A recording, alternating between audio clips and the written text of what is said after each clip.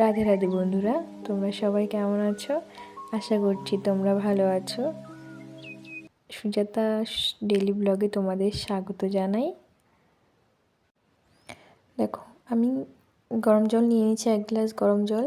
আমি প্রথমে গরম জলটা খেয়ে তারপরে সারাদিনের কাজ স্টার্ট করব।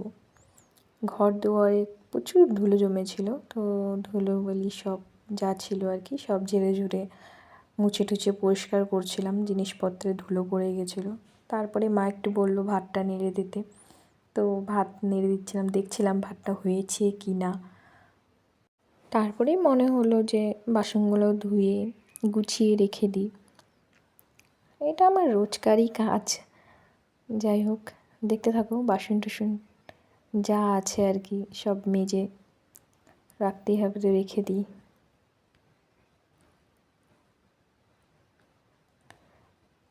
এদিকে দেখো, মার সবজি সব কাটা হয়ে গেছে। মা আজকে নিরামিষ তরকারি বানাবে তো তাই।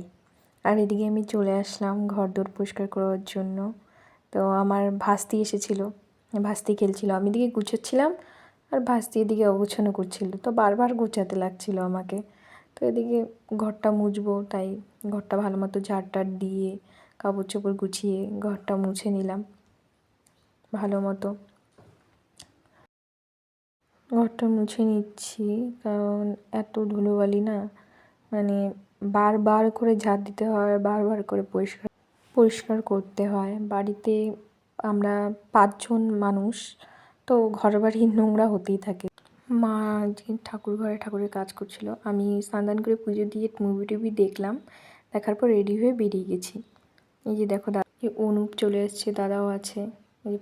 এখন যাব পড়তে, যেহেতু গাড়িতে ভিডিও করার অসুবিধা তাই করিনি।